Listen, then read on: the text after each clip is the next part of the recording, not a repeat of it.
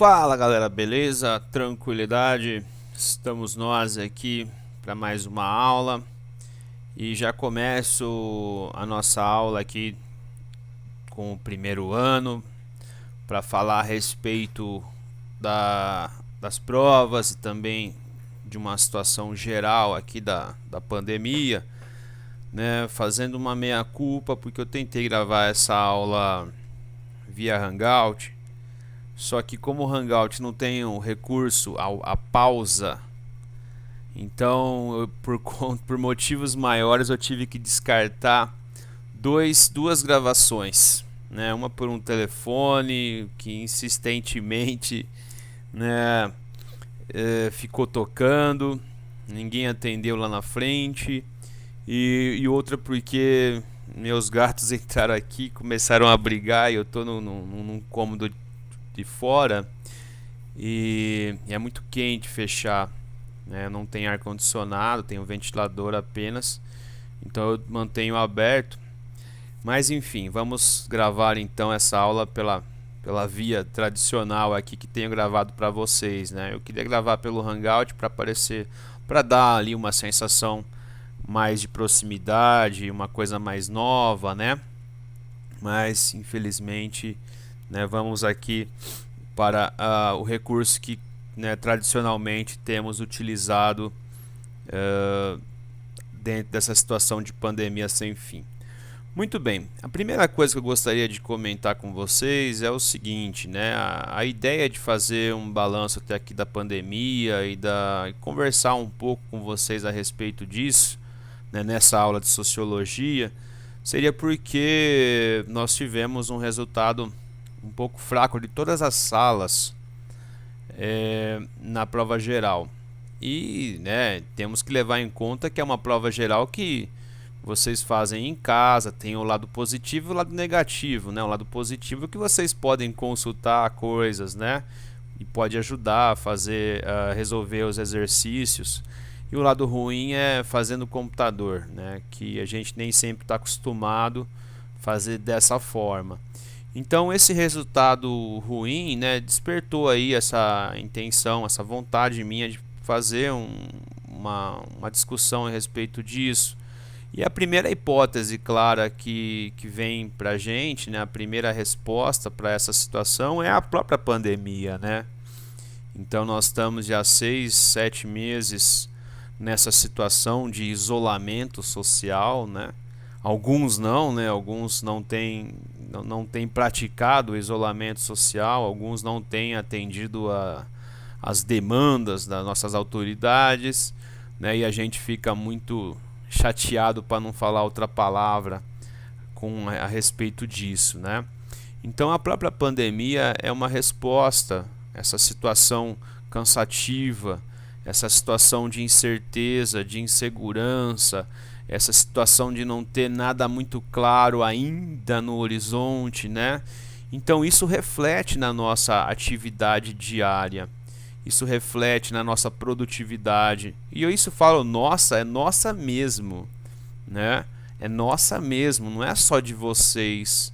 Quem trabalha remotamente, né, que fica aqui nesse presentismo sem fim, né, também temos a nossa produtividade afetada. Então eu gostaria que vocês, né, entendessem essa falta de produtividade, né, essa queda na produtividade como algo normal e esperado por conta da pandemia, né? O que a gente tenta sempre, e eu digo também isso porque eu sou estudante, é tentar superar isso, né? Tentar sempre lidar com isso da melhor forma possível. Nem sempre a gente consegue, galera, né? Tem dia que nós ficamos mais tristes, tem dia que nós conseguimos por alguma coisa ficar um pouco mais felizes ou menos tristes, né? E assim dar continuidade na nossa vida, certo? Mas é incompreensível que alguns consigam manter a rotina de estudo, ver todas as aulas, né? Conseguir produzir, né? Alguns em algum momento conseguem, em outro momento não. e alguns já meio que estão desanimados, é o que a gente percebe isso, certo? Eu entrei em contato com alguns amigos de vocês, tentei trocar uma ideia, não vou dar nomes aqui, mas a gente sabe que tem alunos que não estão vendo aulas, né? Então, se não estão vendo aulas, imagine que dirá então da teoria, que dirá então de fazer exercícios, né? Então, isso é delicado, isso é problemático e a gente tem que tentar enfrentar esse problema, certo? É necessário enfrentar esse problema. Então, isto posto, vamos nós aqui trabalhar primeiro as questões da prova geral, né? Aquelas que, segundo a escola, necessitam de uma muito alta atenção. A primeira questão seria relacionada a Maquiavel, pensamento político em Maquiavel. Ok, aí a gente viu essa aula lá no começo da pandemia, certo? Vamos lá para a questão então. Todos concordam quanto é louvável que um príncipe mantenha sua palavra e viva com integridade, não com astúcia.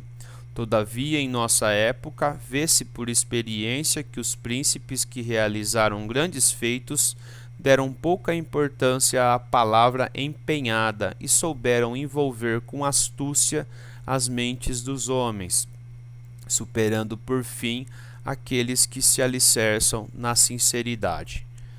Da obra O Príncipe. A partir do texto, é possível afirmar que Maquiavel faz críticas, então vamos destacar isso, a uma concepção de prática política, certo? Então sempre atenção para o enunciado.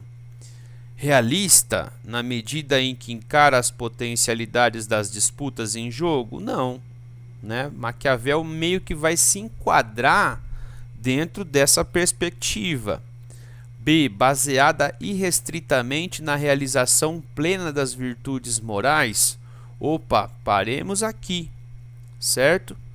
Então, a questão está pedindo, né? O enunciado está destacando, faz críticas a uma concepção. Não seria a partir do texto é possível afirmar que Maquiavel defende uma concepção de política. Ele faz críticas, baseada irrestritamente na realização plena das virtudes morais, certo? Então essa é a crítica que ele colocou aqui quando, né, ele aborda a astúcia, né, a palavra. Então essa é a alternativa certa. Então, fundada na autonomia de exercício em relação à moral, né, nem sempre, né? Maquiavel, sobre ele recai às vezes uma leitura política um pouco pobre, de que ele só, né, prega maquiavelices, né? Não é bem assim. Maquiavel vai destacar duas coisas conforme nós falamos na aula. Maquiavel sai um pouco desse terreno das virtudes morais que falava Aristóteles, que falava Platão, certo? Né? Como se fosse a política ideal. Então Maquiavel já nos chama a atenção que a prática política do dia a dia, seja ela onde for, né, ela vai envolver a necessidade da pessoa, do soberano, ter habilidade política. De um lado, né, que seria a virtude, capacidade, habilidade, esperteza, né? E a fortuna, que seria o contexto, o universo conspirando a favor ou contra, certo? Então é mais ou menos isso o que essa questão está colocando para a gente. A questão 58 é uma questão, alguns acertaram, alguns não, né? Mas ela demanda uma atenção também. Vamos lá. Então essa questão é a típica questão de sociologia que a PG às vezes é difícil dela conseguir usar uma questão que vai trazer aí um vínculo direto com aquilo que a gente viu. Então a questão escolhida é uma questão que aborda-se aquilo que vimos de forma meio que indireta, certo? Então vamos lá, é um trecho bem interessante da obra do Marcel Mauss, As Técnicas do corpo, né? É uma obra de antropologia, um tema que a gente viu e aí alguns meses atrás. As formas de obstetricia são muito variáveis.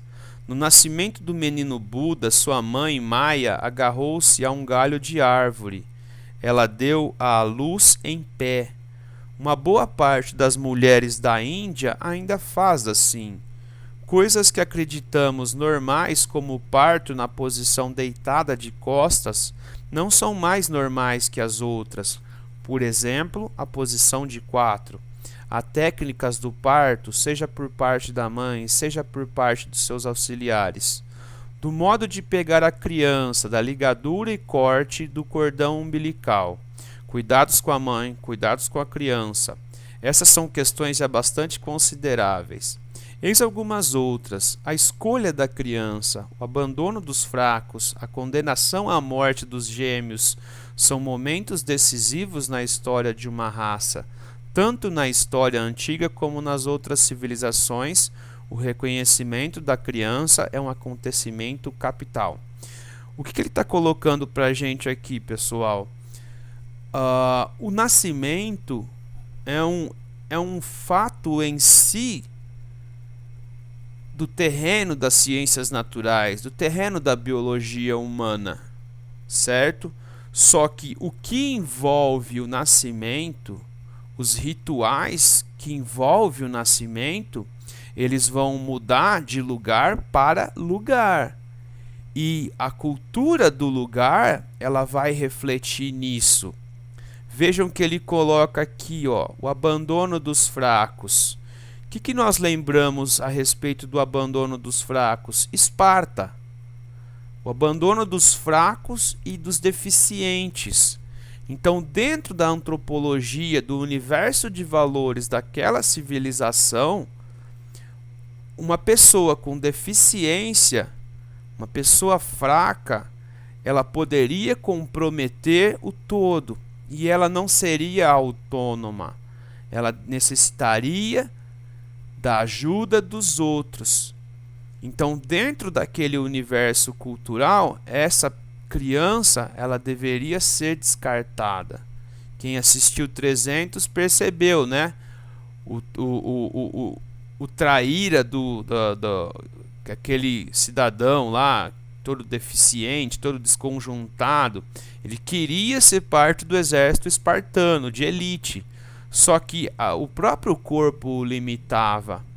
E a ele foi negada a entrada. E era para ele ser morto, mas o pai dele teve dó e foi contra a moral predominante.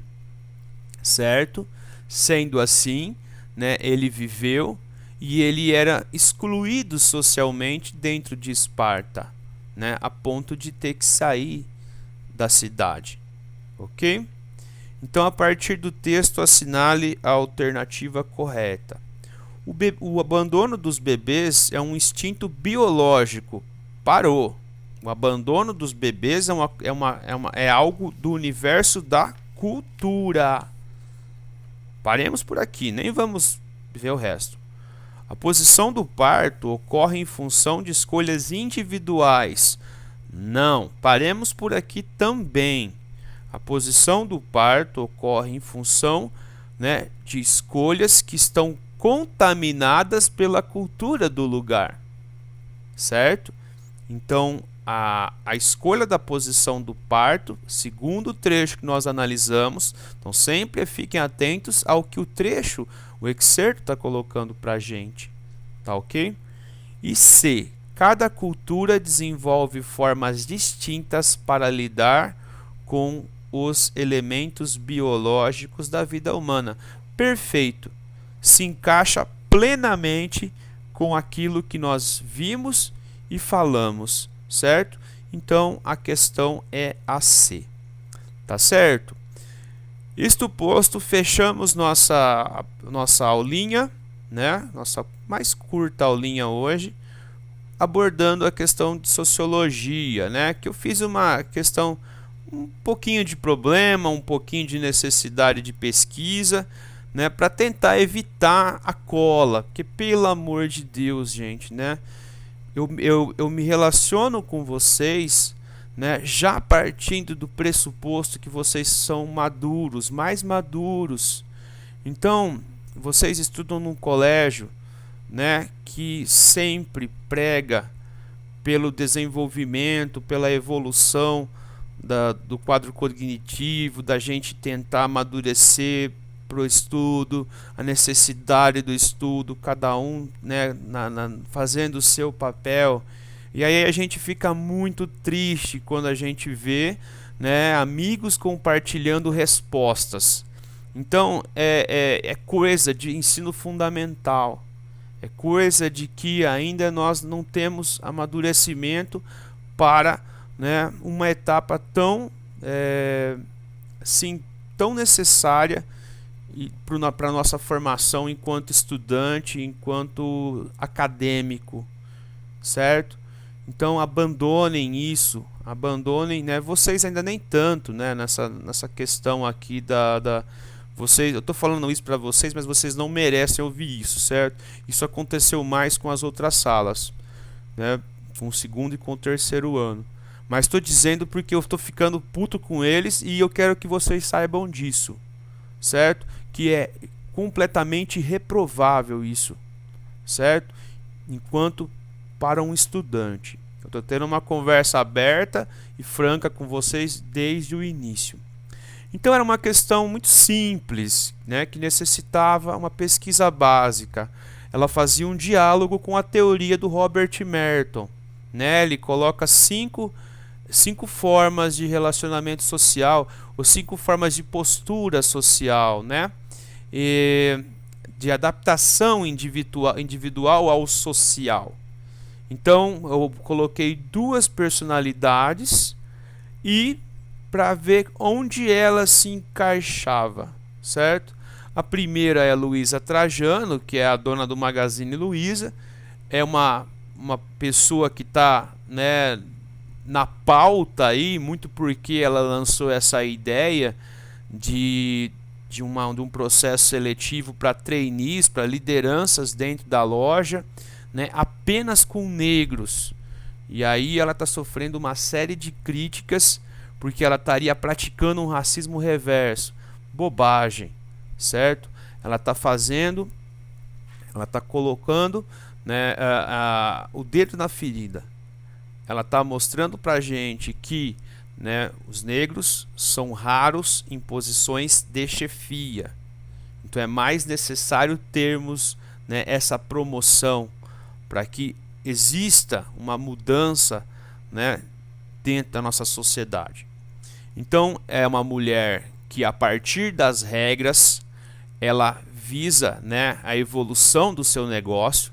Então a meta cultural dela, é óbvio, é enriquecer, né, e ela enriquece pela via da conformidade. Esse é o tipo de adaptação dela. Ela enriquece conforme as regras, atendendo a uma meta cultural. A meta cultural é enriquecer, é ter o seu negócio cada vez mais desenvolvido, cada vez mais próspero, certo? Então não é, retraimento. Alguns colocaram, não, retraimento não. Alguns colocaram como se fosse seria uma postura, digamos assim, né, de conformidade, não com a questão da meta, mas com um padrão de vida, né, normal, estabelecido, modesto, ok? Não, é a conformidade. E no caso do Christopher McCandless, ele é um personagem que é retratado num livro e num filme. Recomendo para vocês, né? Na Natureza Selvagem. Era um menino talentosíssimo, né? De uma universidade, acho que é do Massachusetts. Foi formado no Massachusetts, em Boston, acho, não sei. E ele foi formado com altas notas, né? Tinha, assim, era o perfeito estudante. Só que a partir de tudo que ele havia lido, refletido na vida, aquelas metas culturais que muitos na sua posição buscariam, não era para ele. Ele queria ter uma vida de conhecimento, de descoberta dos lugares, né? Então o tipo de adaptação é o retraimento, né? Então ele não vai, né, seguir aquela meta, né? Por mais que ele tivesse potencialidades mil, né, ele abandona aquela meta, né, e aqueles meios para chegar à meta, e ele vai viver uma vida totalmente alternativa, né? Vai ser andarilho, vai querer conhecer o Alasca. Infelizmente ele veio a falecer por conta de um autoenvenenamento. Quando ele não tinha muitos alimentos, ele começou a ingerir algumas ervas para sobrevivência e ele acabou ingerindo uma erva venenosa, certo? Então, conformidade e retraimento. Tá certo, galera? Então é isso. Espero que vocês tenham gostado da aula. É uma pena realmente que não deu para gravar pelo Google Hangout, certo? Não tem o recurso da pausa. Então, se acontece algum problema no meio da gravação, é necessário descartar a gravação. Já perdi quase 1 hora de gravação hoje. Valeu? São coisas da pandemia. Eu gostei de falar isso para vocês, para que vocês tenham noção também das dificuldades, né, que nós professores estamos tendo. Valeu, abraço para vocês. Logo logo nós vamos ter pensando no primeiro ano, né? Nós vamos ter nosso debate sobre o V de Vingança. Abração.